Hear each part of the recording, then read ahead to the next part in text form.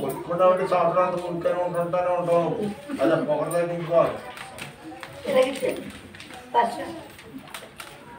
అచ్చడే నాని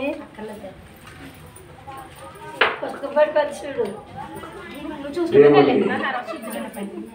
పరిశుద్ధమైనటువంటి నామములో కూడి ఉన్న దేవుని పిల్లలైన మీకు అందరికీ ప్రభు అయిన యేసుక్రీస్తు శుభమైన నామములో మరొకసారి నా హృదయపూర్వకమైన వందనాలు తెలియజేస్తూ ఉన్నాను.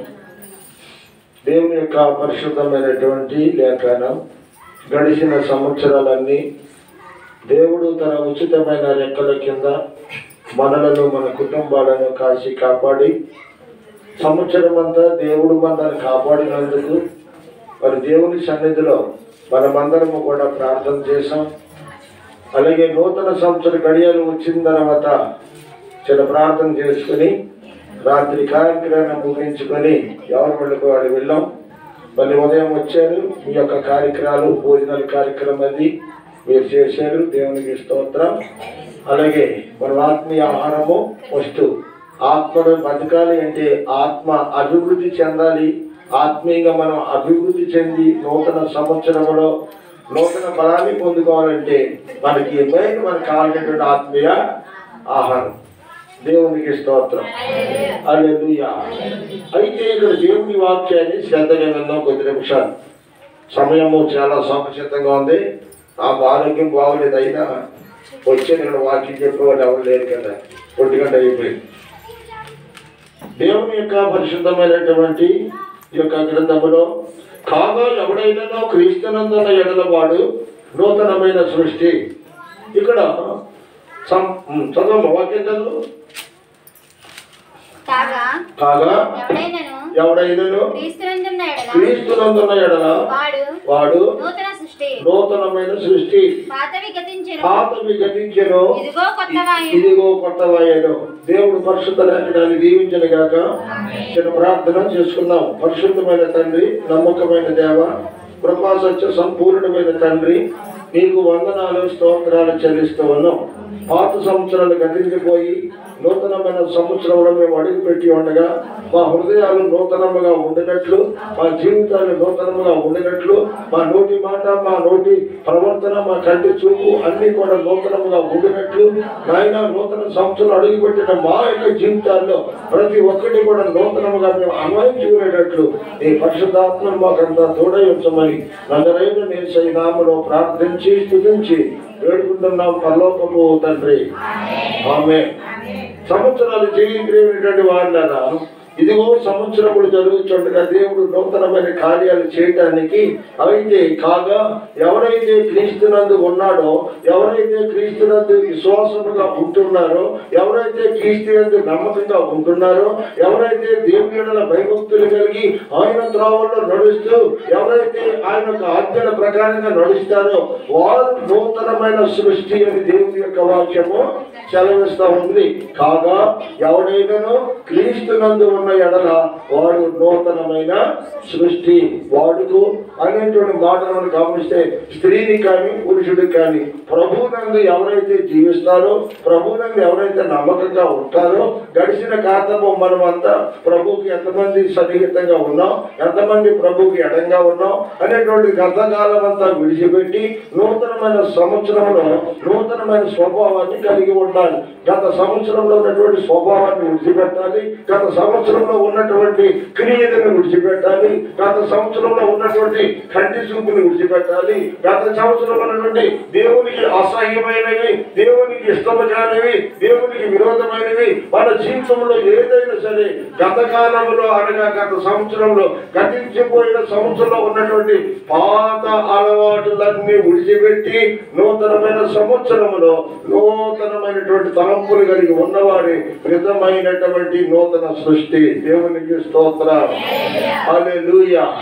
అంతేకాని సంవత్సరాలు జరిగిపోతున్న మనలో ఒక నూతనత్వము, ఒక ప్రత్యేకత, ఒక పరిశుద్ధత, ఒక పవిత్రత లేనంత కాలము మనం ఎన్ని నూతన సంవత్సరాలు జరిగినా, ఎన్ని అడావడిని చేసుకున్నా, ఎన్ని పండుగలు చేసినా దాని వలన మనకి ప్రయోజనకరము ఉండదు. మనకి అయ్యే చేసిన ప్రయోజనంగా ఉండాలంటే మనము సంవత్సరముతో పాటు ఏం మారాలంటే హృదయము మారాలి, తలంపులు మారాలి, ఆలోచనలు మారాలి. పాత పక్షి, పాత జీవితమే, పాత మాటలే, పాత తలంపులే, పాత యొక్క అంతా కూడా మనం లోపెట్టుకుని మన నూతన సంవత్సరం అన్నంత మాత్రాన నూతనమైన అనుభవాలు లేకుండా నూతనమైన ఆనందాన్ని మనం ఎవరు కూడా అనుభవించలేం. అందుకే ఏమంటున్నాడు? పాతవి గతించిపోవును, ఇదిగో సమస్తము చదవండి,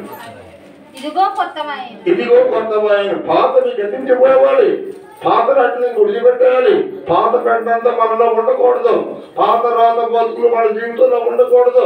నూతన సంవత్సరంతో పాటు, నూతనమైనటువంటి వస్త్రంతో పాటు, నూతనమైనటువంటి సంవత్సరంలో మనం అడుగు పెట్టాం కదా, నూతన వాగ్దానం తీసుకున్నాం కదండి. గత రాత్రి మనం ఒక వాక్యాన్ని విన్నాం. నీ దేవుడైన యెహోవా మాట ఎవరైతే శ్రద్ధగా వింటారో, విన్నదాన్ని ఎవరైతే అనుసరిస్తారో, అనుసరించి వాక్యానుసారం ఎవరైతే జీవిస్తారో అటు వాడినటువంటి నీ చుట్టుపక్కల ఉన్న ప్రజలందరూ కంటే హెచ్చుగా దేవుడు నిన్ను నన్ను ఉంచుతాను అన్నాడు. అంటే వాగ్దానం తీసుకున్న అందరికీ కాదు వాగ్దానం, ఎన్న దానిని అనుసరించే వారికే వాగ్దానము నెరవేర్చబడుతుంది. అవునా కదంటారా?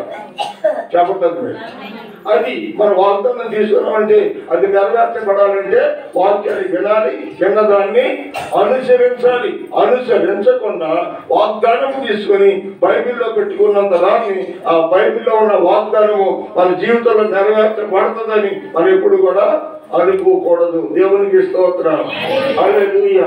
దేవుడు ఒక వాగ్దానం చేశాడు. ఏమంటే నీకు బుద్ధిని, జ్ఞానాన్ని సమృద్ధిగా ఇస్తాను అని. అంటే దానికి అర్థం ఏంటంటే బుద్ధి లేని వాడికి బుద్ధి ఇవ్వాలి, జ్ఞానము లేని వాడికి జ్ఞానములు ఇవ్వాలి, వివాహము లేని వాడికి వివాహం ఇవ్వాలి అనేటువంటి దేవుని యొక్క ఉద్దేశము. అంటే మనకి బుద్ధి లేకపోవచ్చు. బుద్ధి లేనప్పుడు దేవుడు ఏం చేస్తాడా?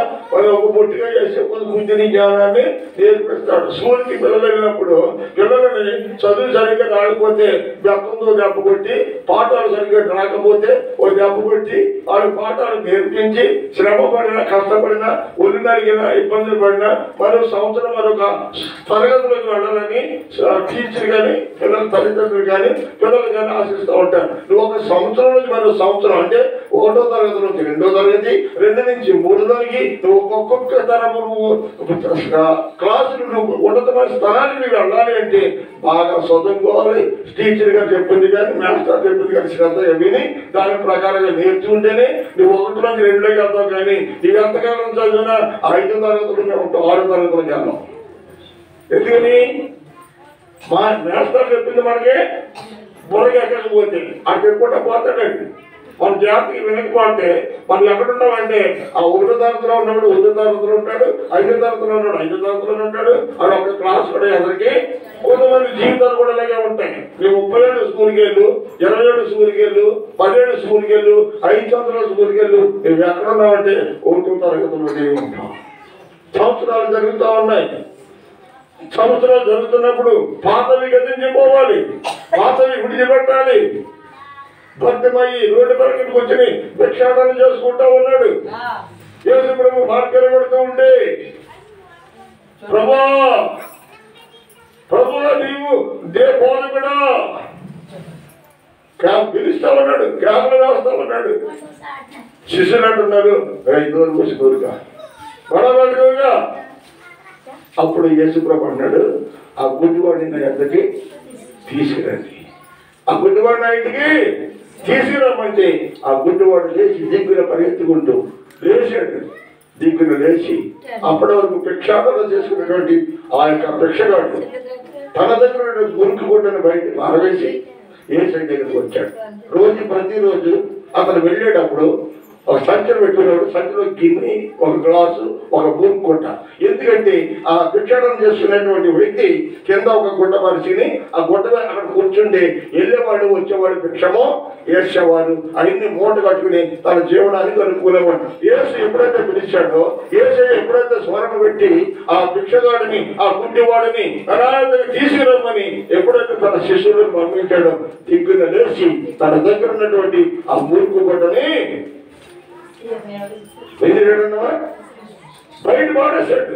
ఆ మురుకు కూడా బయట పాడేసి యేసు దగ్గరకు వచ్చేసి అన్నాడు, అర్థమయ్యి నా నుండి నీకు ఏం కావాలని కోరుకుంటున్నావు? నా గురించి నీవు ఎంత ప్రార్థన చేస్తున్నావు, కన్నీరు కాలుస్తున్నావు, నేను చూస్తున్నాను.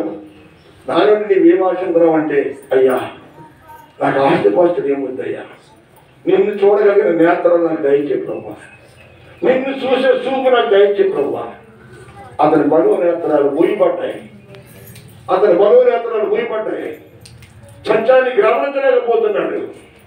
వెంటనే సహోదరుడా, నువ్వు ఇప్పుడే చూపు పొందువు కాకని నేలపై ఉమ్ము వేసి పొరత చేసి ఆ ఉమ్ము కంటి మీద పోసి వెళ్ళి నీ మోహం కొడుకోమన్నాడు.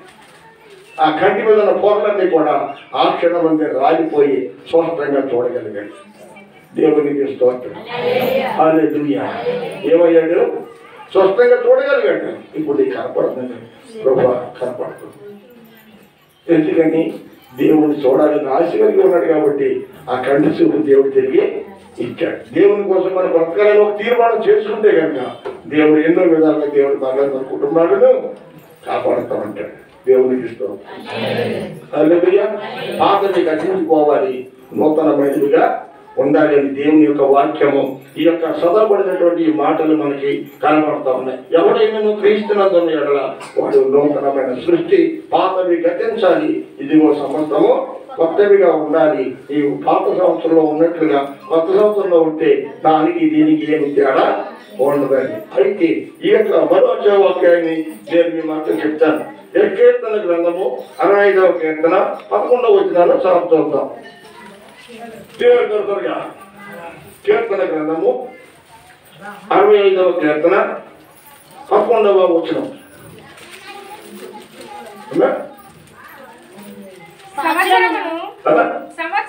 సంవత్సరములను నీ దయా కిరీటమును ధరింపజేసి ఉన్నావు. నీ జాడలు సారములు వెలుగొలుతూ ఉన్నవి. దేవునికి స్తోత్రం. హల్లెలూయా. సంవత్సరములను జరుగుతూ ఉండగా ఏంటది? నీ కార్యములను నీ దయా కిరీటమును మాకు ధరింపజేసి ఉన్నావు. సంవత్సరాలు జరుగుతూ ఉండగా, సంవత్సరాలు జరిగిపోతూ ఉండగా, పాతలన్నీ గతించిపోతున్నాయి, నూతన సంవత్సరం ప్రవేశిస్తుండగా దేవుడు తన దయ కలిగినటువంటి కిరీటాన్ని మన మీద ఉంచి తన దయతో మరొక సంవత్సరాన్ని మనం జీవించడానికి ఆయుష్నిచ్చాడండి. మరొక సంవత్సరాన్ని మనం భూమి మీద బ్రతకడానికి ఆయన ఆయుష్నిచ్చి, ఆరోగ్యం ఇచ్చి, అన్నవస్త్రాలు ఇచ్చి, పిల్ల పాపలతో సుఖ శాంతులతో ఉండాలని దేవుడు మనలను ఆశీర్వదిస్తూ ఉన్నాడు. ఎందుకో తెలుసా? మనము దేవుని కొరకు బ్రతకాలని, మనము దేవుని కొరకు జీవించాలని. మన నోరు తెలిస్తే దేవుని మాటలు రావాలి, నోరు తెలిస్తే దేవుని పట్ల కృతజ్ఞత కలిగిన భావం ఉండాలి. నోరు తెలిసామంటే లోక సంబంధమైనటువంటి వెంట మన నోటంట రాకూడదండి. మన నోటంట ఏదైనా వస్తుందండి, ప్రభు దయ కలిగిన నోరు తెలిసి అంటున్నాడు, సహోదరుడా నీవు నా నుండి ఏమి కోరుకుంటున్నావండి? నిన్ను చూడగలిగిన నేత్రాలు నాకు దయచే ప్రభు అన్నాడు. మన దృష్టి, మన ఆలోచన, మన జ్ఞానము ఎప్పుడు పైన వాటి మీద ఉండాలి కానీ భూ సంబంధమైన వాటి యందు మనస్సు ఉంచకూడదు. పర సంబంధమైన నువ్వు పర సంబంధమైన వ్యక్తి అయితే పైన వాటి మీద దిగుతావు కానీ భూ సంబంధమైన వ్యక్తి అయితే పర సంబంధమైన వాటిని వెతకరు. అంటే ప్రకృతి సంబంధమైన వ్యక్తికి, పర సంబంధమైన వ్యక్తికి సత్సంబంధాలు ఉన్న ప్రియమైన వాళ్ళారా, భూమికి ఆకాశానికి ఎంత ఉన్నతమైన వ్యత్యాసం ఉందో, పర సంబంధమైన జ్ఞానం కలిగినటువంటి ఆలోచన భూ సంబంధమైన జ్ఞానానికి కలిగినటువంటి ఆలోచన ఎప్పుడు పొందన ఉండదు. చీకటికి పైలికి ఎప్పుడు పొందన లేదు. ఎక్కడైతే చీకటిలో ఎలుగు వచ్చిందో ఆ ఎలుగు రాగానే చీకటి అంతర్ధానం అవుతుంది కానీ చీకటి ఎలుగుతో ఎప్పుడు కూడా సహవాసము సాంగత్యము చేయలేదు. దేవునికి స్తోత్రం. హల్లెలూయా. మనము దేవునితో సహవాసం చేసామా, అన్యోన్యంగా సహవాసం ఉంటున్నామా? అయితే మన చీకటికి సంబంధమైన వాటికి దూరంగా ఉండాలి. చీకటి సంబంధమైన వ్యక్తులకు దూరంగా ఉండాలి. చీకటి సంబంధమైన తలంపులు కలిగిన వ్యక్తులకు మనం దూరంగా ఉండాలి. దేవుడు లోకము నుండి పాపము నుండి విడిపించి విమోచించి మనల్ని ప్రత్యేకపరుచుకున్నాడు. ఎందుకో తెలుసా?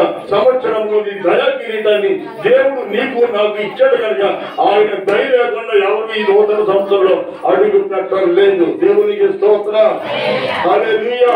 నీవెంత గొప్ప వ్యక్తులైనా కావచ్చు, చదువు ఎంత చదువుకున్న వ్యక్తులైనా కావచ్చు, ఐఎస్సి చదువుకున్న వ్యక్తులైనా కావచ్చు, ఈ ప్రపంచాన్ని ఎరుగుతున్నటువంటి వ్యక్తులైనా కావచ్చు, నీవెవరైనా సరే దేవుని దయా కిరీటము, దేవుని దయ నీ ఇంటి మీద లేకపోతే, దేవుని దయ నీ మీద లేకపోతే, దేవుని దయ నీ పిల్లల మీద లేకపోతే, నీవు ఎంత శ్రమ పడినా, ఎన్ని కష్టపడినా, ఎన్ని సంవత్సరాలు జరిగిపోయినా దాని వల్ల ప్రయోజనం లేదు.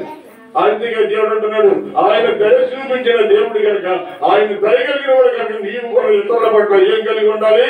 దయా దాక్షిణ్యాలు, కరుణ సాక్షాత్కారాలు కలిగి ఉండాలి. అంటే దేవుని ప్రేమ నీలో ఉండాలి. దేవునికి స్తోత్రం. హల్లెలూయా. నేను మూడవ మాట కూడా చెప్పి ముగిస్తాను. మూడవ మాట ప్రకటన గ్రంథం 21:5. చదువు. ప్రకటన గ్రంథము 21:5. అప్పుడు సింహాసనము మీద ఆసీనుడైన వాడు ఇదిగో సమస్తమును నూతనమైనవిగా నేను చేయుచున్నాను. మరియు ఈ మాటలు నమ్మకములను నిజమునై ఉన్నవి. దేవునికి స్తోత్రం.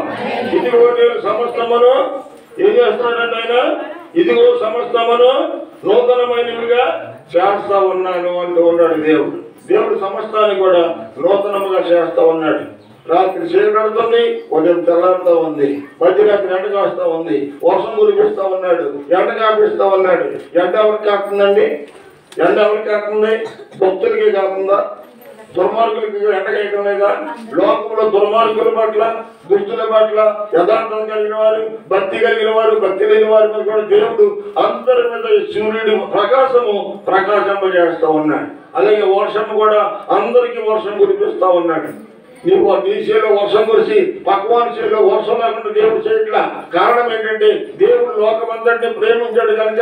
అలాగే అందరినీ కూడా దేవుడు సమానంగా వర్షం కురిసే విషయంలో కానీ, ఎండ కాసే విషయంలో కానీ, వర్షం కురిసే విషయంలో కానీ, వేటి కాలం ముందు వాటిని దేవుడు చక్కగా నెరవేరుస్తున్నాడు. ఎందుకో తెలుసా? నీవు నమ్మినా నమ్మకపోయినా, నీవు దేవుని స్తుతించినా స్తుతించకపోయినా, నీవు నీ బిడ్డలతో కలిసి నీవు కూడా సుఖశాంతులు ఆయుర్వేదాలతో ఉండాలని ప్రభు నిన్ను నన్ను ప్రేమించి మరొక దయా కిరీటాన్ని ఆయన మన జీవితం వంట చేసి మరి యొక్క నూతనమైన క్రియ మన పట్ల చేస్తూ ఉన్నాడంటండి. ఇదిగో ఏమంటున్నాడు అక్కడ? ఇదిగో సమస్తమును నూతనమైనవిగా నేను చేస్తూ ఉన్నాను. నేను నూతనముగా నిన్ను చూడాలని ఆశిస్తూ ఉన్నాను. నీ పాత జీవితం కాదు, పాత ప్రవర్తన కాదు, పాత భక్తి కాదు. నేనేదో 10 ఏళ్ళ బాప్తిజం తీసుకున్నాను, అలా సాగిపోతాను, నీ జీవితంలో వెళ్ళిపోతాను, సాగిపోతాను అనుకుంటున్నావు. దేవుడు అంటున్నాడు, దేవుడు నీ నుండి కోరుతుంది ఒక నూతనత్వం నీలో కావాలని కోరుకుంటున్నాడు. పాత సంవత్సరాన్ని ఏదైతే కలిగి ఉన్నావు, దేవునికి ఇష్టం లేని దానిని విడిచిపెట్టి నూతన సంవత్సరంలో నూతనమైనటువంటి ఆలోచనతో, నూతనమైన క్రియతో నీవు నూతనమైన వ్యక్తిగా ఉండాలి. అప్పుడే పుట్టిన బిడ్డ ఉన్నాడు. ఎలా ఉంటాడంటారు? పెడితే తింటాడు, కొడితే ఏడుస్తూ ఉంటాడు. కానీ కక్షలు, విమాతాలు, వ్యాధులు, అసూయ, ద్వేషము చండిపెట్టలా ఉంటుందంటారండి. అందుకే దేవుడు అన్నాడు, మాలో ఎవరు గొప్ప వాళ్ళు చెప్పుకున్నవారంటే అందరిని పక్కన నుంచి పెట్టి మేం గొప్ప అంటున్నారు. అయితే యేసు ప్రభు ఏం చెప్పాడంటే, ఒక చిన్న బిడ్డను తీసుకుని పైకి ఎత్తుకొని ఈ చెంటి పెట్టి మనసు ఎవరైతే కలిగి ఉన్నారో వాళ్ళు గొప్పవాళ్ళు అన్నాడు. దేవునికి స్తోత్రం. ఈ ఆస్తి ఉంటే గొప్పవాళ్ళని అన్న. ఈ లోకమైతే ఆస్తి ఉంటే గొప్ప, గొప్ప కులం అనుకుంటే గొప్ప. గొప్ప కులవుడైనా, ఆస్తికుడైనా, దళితుడైనా, చదువుకులైనా ఎక్కడికి వెళ్ళేది అక్కడికి వెళ్ళిపోతాం.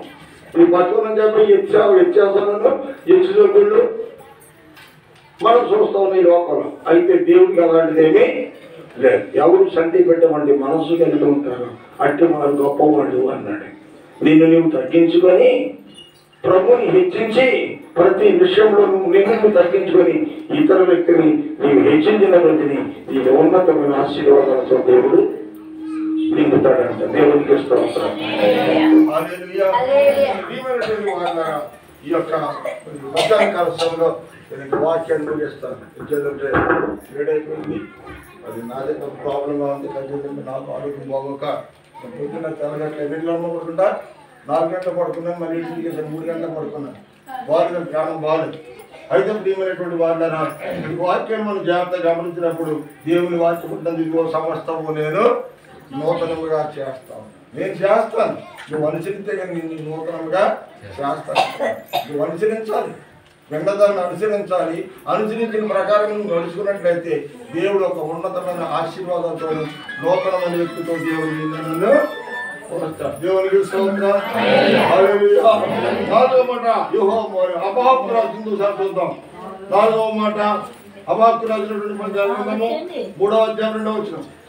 త్వరగా హబక్కూకు హబక్కూకు రాసినటువంటి గ్రంథము 3వ అధ్యాయం 2వ వచనం. బైబిల్ ఇంకా చదువుతుంటే పక్కన ఏ వార్త? యెహోవా నిన్ను గూర్చిన వార్త విని నేను భయపడుతూ ఉన్నాను. యెహోవా సంవత్సరాలు జరుగుతుండగా నీ కార్యములు నూతనపరచుము. సంవత్సరాలు జరుగుతూ ఉండగా నీ కార్యాలు నూతనమైగా ఉండాలి అంటున్నాడు దేవుడు. సంవత్సరాలు జరుగుతుండగా 15 ఏళ్ళు, 16 ఏళ్ళు, 18 ఏళ్ళు, 20 ఏళ్ళు, 30 ఏళ్ళు, 40 ఏళ్ళు, 50 ఏళ్ళు, 60 ఏళ్ళు, 70 ఏళ్ళు వయసు పెరుగుతూ ఉంది. సంవత్సరాలు గతించిపోతున్నాయి, కొత్త సంవత్సరాలు వస్తున్నాయి, పాత సంవత్సరాలు వెళ్ళిపోతున్నాయి. కానీ దేవుడు కోరుకున్నది ఏంటంటే ఏమన్నాడమ్మా? ఏమంటున్నాడు? సంవత్సరాలు జరుగుతూ ఉండగా నీ కార్యము నూతనపరచుకోవాలంట. జీవితాన్ని నూతనపరచుకోవాలి, జీవితంలో మార్పు జరుపులు రావాలని చెబుతా ఉంది. ఎన్ని వాక్యాలు చెప్పిన సంవత్సరాల గురించే చెబుతుంది వాక్యం. ఏ సంవత్సరం అండి? ఈ జరగబోయే సంవత్సరం. గతించిన సంవత్సరం ఎలా ఉన్నావో నాకు తెలియదు, మనం ఎలా బ్రతుకుతున్నామో దేవునికి తెలుసు. దేవుడు అంటున్నాడు, గతకాలంలో నువ్వు దేవునికి విరోధంగా, దేవునికి అహిష్టంగా, దేవునికి విరోధంగా నువ్వు ఆత్మసంబంధమైన ఫలాలు ఉండి ఫలించావో లేకుండా ఫలించావో నాకు తెలియదు. కానీ దేవుడు అంటున్నాడు, అంజూరం చెట్టు చక్కగా ఉంది కానీ ఫలాలు లేవు, ఆకలి తీర్చలేని చెట్టు అయిపోయింది. అయితే నూతన సంవత్సరంలో ఈ సంవత్సరంలో ఫలాలు ఫలించాలని దేవుడు కోరుకుంటున్నాడు. అదేవిధంగా నీవు ఒక నూతనమైన సృష్టిగా, నూతనమైన వ్యక్తిగా ఉండాలని దేవుడు నిన్ను నన్ను కోరుకుంటున్నాడు. దేవునికి స్తోత్రం. హల్లెలూయా. సంవత్సరాలు జరుగుతూ ఉండగా దాన్ని తెలియజేయము, కోపించుచూనే వాత్సల్యమును జ్ఞాపకంలో తెచ్చుకొనము. నీకు అనేకమైన సార్లు నిన్ను గాయపరిచినప్పటికీ, నిన్ను దుఃఖపరిచినప్పటికీ, నిన్ను ఆయాసపరిచినప్పటికీ నా యందు నీవు కోపిస్తూనే నీవు నా పట్ల నీ దయ చూపించి, కరుణ వాత్సల్యతలను చూపించి నన్ను క్షేమంగా కాపాడు తండ్రి. అనేకమైన పర్యాయాలు నోటి మాట ద్వారా, కంటి చూపు ద్వారా, హృదయ ఆలోచన ద్వారా, నడక పడకల ద్వారా అనేక విధంగా నిన్ను ఆయాసపరిచాను, నిన్ను దుఃఖపరిచాను, నీకు విరోధంగా జీవించాను, నీకు విరోధంగా మాట్లాడాను ప్రభా, నన్ను క్షమించమని హబక్కూకు దేవుని సన్నిధిలో కన్నీరు విడిచి మొర్రగొట్టి ప్రార్థన చేస్తా ఉన్నాడు. మరి హబక్కూకు తన జీవితంలో ఎంతో దైవభక్తి చేసినప్పటికీ ఏ విషయంలో తగ్గిపోయానో, ఏ విషయంలో దేవునికి విరోధంగా పాపం చేశానని తనని తాను జ్ఞాపకం చేసుకుని పశ్చాత్తాపంతో దేవుని సన్నిధిలో కన్నీరు విడిచి దేవుడిస్తూ ప్రార్థన చేస్తాడండి. ఎవరు? హబక్కూకు. హబక్కూకు కంటే మనం గొప్ప దైవభక్తులము కాము, హబక్కూకు కంటే గొప్ప భక్తిపరులము కాము. హబక్కూకు అంతని వాడే దేవా అనేకమైన సార్లు నాకు చూపు ద్వారాగా, నోటి మాట ద్వారా తప్పు చేశాను, పాపం చేశానయ్యా, నన్ను క్షమించమని ప్రభు దగ్గర మోకరించి కన్నీరు విడిచి తన పాపములను బాబు దగ్గర విడిచిపెడతా ఉన్నాడు. ఈ నూతన సంవత్సరం రోజు గతకాలం అంతా చేసినటువంటి తప్పుదమ్ములను నోటి మాట ద్వారా, కంటి చూపు ద్వారా అనేకమైన పాపాలు దేవునికి విరోధంగా చేసి గాయపరిచినప్పుడు కూడా ఆయన మన యందు మనస్సు నొచ్చుకుంటూనే, కోపించుతూనే ఆయన మన మీద చూపుతున్నాడంట, వాత్సల్యం చూపుతున్నాడు. వాత్సల్యమును జ్ఞాపకమునకు తెచ్చుకొనుము. వాత్సల్యత మా మీద చూపిస్తారండి. మన నీతిని బట్టి కదండి రోజు ఈ సంవత్సరంలో బతుకున్నామండి. రాత్రి నాడు ఎంతమంది చనిపోతూ ఉంటారు, ఈరోజు నిన్నటి దినమందు ఉన్నవాడు ఈరోజు అనేక భూమి మీద లేకుండా దాటిపోయారు. కానీ ప్రియమైన వాళ్ళ మన అనారోగ్యాలు ఉన్నప్పటికీ, మన బలహీనలుగా ఉన్నప్పటికీ, అనేక సమస్యలతో మనం బాధపడుతున్నప్పటికీ, ఎన్ని రోగాలు ఉన్నా, ఎన్ని బాధలు ఉన్నా, మన ఒళ్ళంతా కూడా రోగాలతో నింపబడి ఉన్నా దేవుడు మనకు ఆయుష్నిచ్చి ఆరోగ్యాన్నిచ్చి ఆ రోగం మనకి ప్రాణానికి ఎంత మాత్రం ప్రమాదం చేయకుండా మనకి నూతన సంవత్సరంలో దేవుడు మనం ఇచ్చాడు. అందులో దేవుడికి స్తోత్రం. హల్లెలూయా. ప్రియమైనటువంటి వాళ్ళారా, ఏమిచ్చింది నువ్వు ప్రాణాన్ని కాపాడుకోగలవు? ₹1,00,00,000 ఇచ్చి నువ్వు ప్రాణాన్ని కాపాడుకోగలవా? అలాగే ఎన్టీ రామారావు లాంటి బతుకుండేవాడు, ప్రధానమంత్రి మరి ఇందిరాగాంధీ లాంటి ఆవిడ బతుకుండేది, ఎంతో మంది పెద్ద పెద్ద నాయకులు ₹1,00,00,000 ₹1,000,00,000 ఆస్తులు ఉన్నవాళ్ళు గాలిలో కలుపుకునే ప్రాణాలు. వాళ్ళు కంటే మన గొప్పవాడుగా డబ్బువాడు మన గొప్పవాడు పేదలను తల్లి పర్లోక రాజ్యం మీరన్నా. దేవుడు మన హృదయాన్ని చూస్తున్నాడు, భక్తిని చూస్తాడు, కానీ మనలో ఉన్న ధనాన్ని ప్రభు చూడలేదు. అందుకే మనం శాశ్వతంగా బ్రతికించేది ఆత్మ సంబంధమైన ఆహారమే కానీ శరీర సంబంధమైన ఆహారం కాదు. అందుకే అంటున్నాడు, నా తండ్రి నోట నుండి వచ్చే ప్రతి మాట వరకు జీవిస్తా కానీ చెరికమైన ఆహారం వల్ల కాదు అన్నాడు. దేవునికి స్తోత్రం. హల్లెలూయా. అపగ్రహిందే చదువు ఇంకా ఉన్న మాట అందులో. దేవుడు తేమానులో నుండి బయలుదేరుచున్నాడు, పరిశుద్ధ దేవుడు పారాణిలో నుండి వేంచేయుచున్నాడు. 2 నుంచి 4 వరకు చదివేసావా? 4 వరకు చదవాలి. ఆయన మహిమ ఆకాశ మండలమంటను, ఆయన మహిమ ఆకాశ మండలమంటను ఆకాశ మండలమందును కనబడుచున్నది. భూమి ఆయన ప్రభావముతో నిండి ఉన్నది. సూర్యకాంతితో సమానమైన ప్రకాశవంతమైన ప్రకాశము కనబడుచున్నది. ఆయన వస్త్రముల నుండి కిరణములు బయలువెలుచున్నవి. అచ్చట ఆయన బలము దాగి ఉన్నది. దేవునికి స్తోత్రం. హల్లెలూయా. సృష్టికర్తైన దేవుడు మనకు తోడై ఉండాలి సంవత్సరాల నుండి సంవత్సరాంతం వరకు. ఆయన మనం తోడుంటే మనకి ఏ విధంగా ప్రమాదాలు ఎదురైనా ఆయన మన పిల్లల్ని కూడా కాపాడుతారు. మనకు కావాల్సింది ఎవరండి? మనకు కావాల్సింది ఎవరు? ఈ సృష్టికర్త అయిన దేవుడు మనకు కావాలి. ఈ లోకంలో ఉన్నది కాదండి మనకి. ఈ లోకంలో ఉన్న ప్రాణాన్ని కాపాడలేదు. ఈ లోకంలో ఉన్నది ఏదైనా సుఖశాంతులు ఇవ్వలేదు. ప్రియమైన దేవుని పెట్టారా? నీవు సుఖశాంతులుగా నూతన సంవత్సరంతో పిల్ల పాపలతో సుఖశాంతులతో ఆయన ఆలోచనలతో ఉండాలంటే పవిత్రమైన హృదయంతో పరిస్థితులైన దేవునితో సాంగత్యము సహవాసాన్ని కలిగి ఉండాలి. దేవునికి స్తోత్రం. హల్లెలూయా. హల్లెలూయా. వాడారా 5వ మాట చెప్పి ముగిస్తా. దిగోపదేశ కాండము 11-12 చూద్దాం తొందరగా. 11-12 చూడమ్మా. అది ఆకాశ వర్షపు జల్లులు త్రాగును. అది నీ దేవుడైన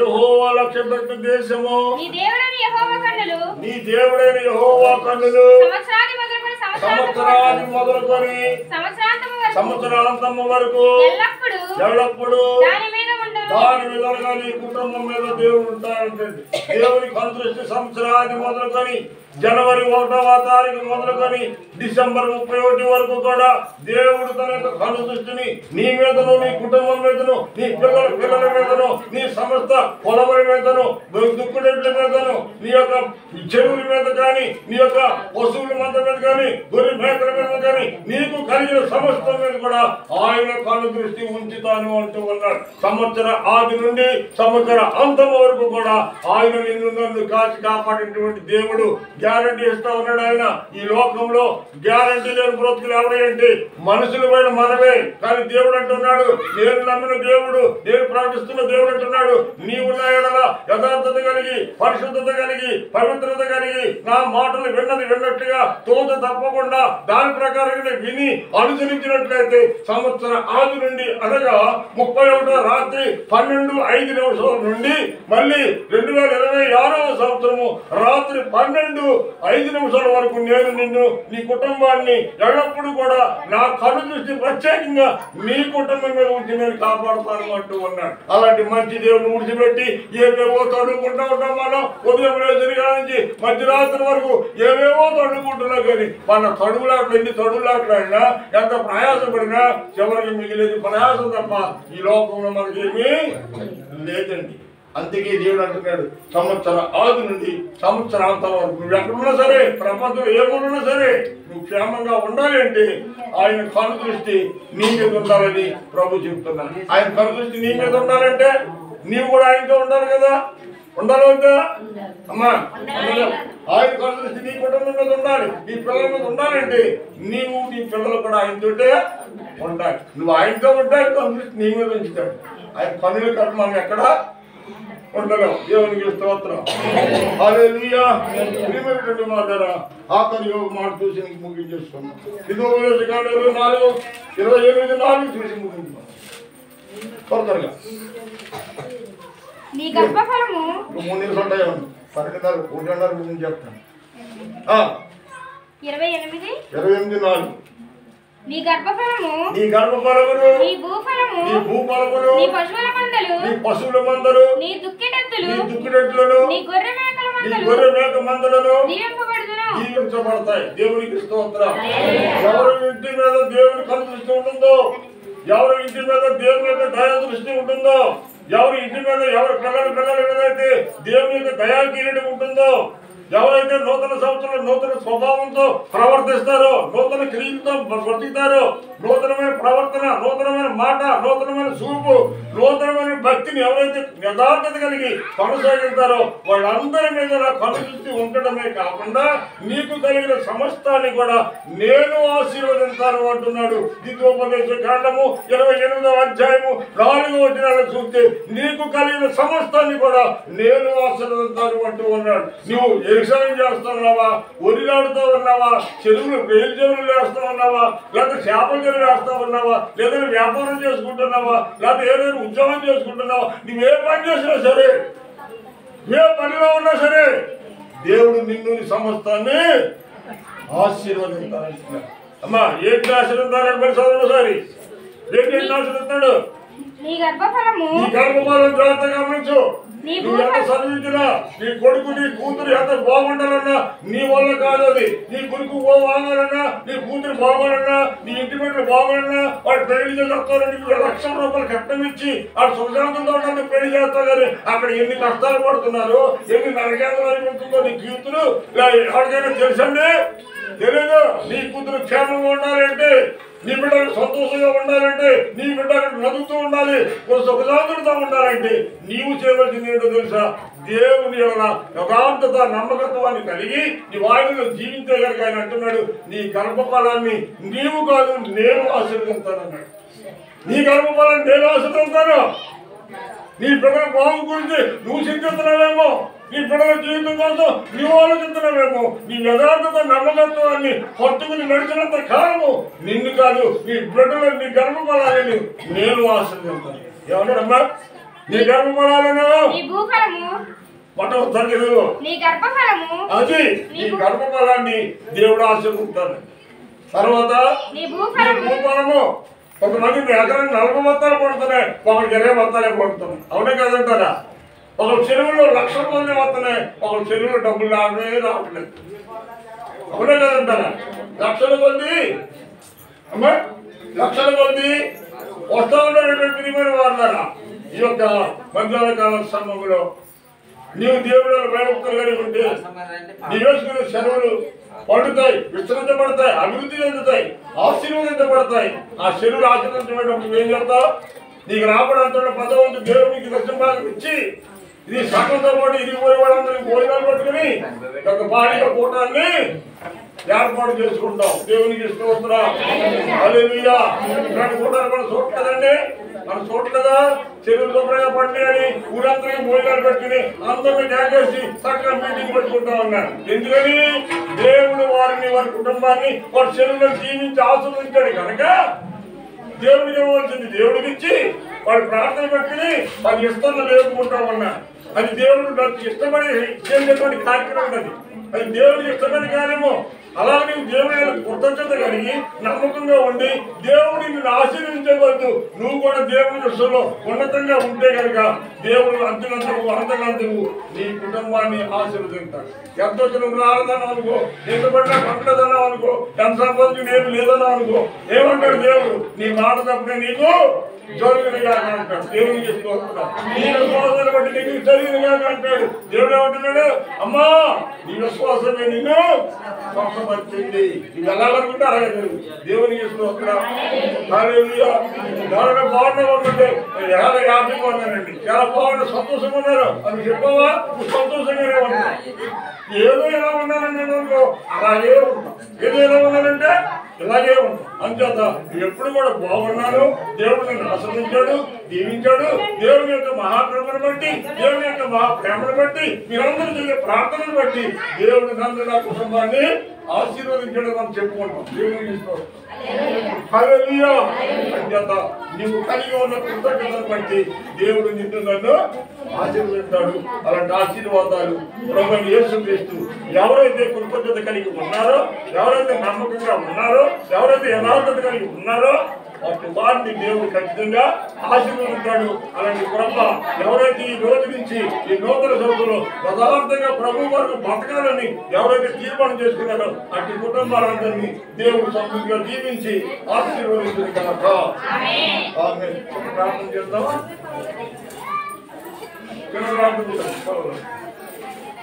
పరిశుద్ధములు నమ్మకమైన దేవాన్ని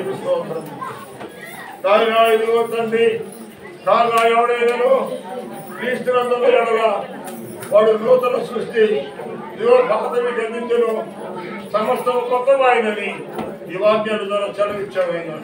నీ మాట తప్పుడు మేము నడిచినప్పుడు, నీ మాట తప్పుడు మేము జీవించినప్పుడు పాత సంవత్సరాల రోత బతుకు తీసివేసి ఆయన మా హృదయాన్ని పవిత్రపరచుకొని పరిశుద్ధపరచుకొని పరిశుద్ధమైన నీతో ఆయన ఒక నూతనమైన జీవితాన్ని, ఒక నూతనమైన అనుభవాన్ని మేము కలిగిన నాడు మా యొక్క జీవితాల్లో, మా యొక్క కుటుంబాల మీద సంవత్సరాది నుండి సంవత్సరాంతం వరకు నా దయా జీవితాన్ని మీకు ఇస్తానన్నావు తండ్రి. సంవత్సరాది నుండి సంవత్సరాంతం వరకు నీ ఎల్లప్పుడూ కూడా మన దృష్టి నీ మీద ఉంచుతారన్నావు ఆయన. అంతేకాకుండా నీ గర్భఫలాన్ని, నీ భూఫలాన్ని, నీ గొర్రె మేకల మందులను, నీ దుప్పుడెట్లను, నీకు కలిగిన సమస్తాన్ని కూడా నేను ఆశీర్వదిస్తాను అని చదివించిన తండ్రి. నీ మాట తప్పని మేము విని నిన్న దాన్ని అనుసరించి దాని ప్రకారం నడుచుకోవడానికి ఎంతమంది అయితే నూతన సంవత్సరంలో మొట్టమొదటి కూడిగా మొట్టమొదటి ఆరాధనలో వారిపోబడి పోయింది, ఎంతమంది అయితే తీర్మానం చేసుకున్నారో వారందరికీ కూడా నూతనమైన ఆశీర్వాదాలు మీటిగా కుమ్మరించమని నజరేయుడైన యేసు నామములో ప్రార్థించి స్తుతించి వేడుకుంటున్నాం పరలోకపు తండ్రి. ఆమేన్. దేవునికి స్తోత్రం. హల్లెలూయా. అమ్మ కానులు పడతారా చేసి పడతారు.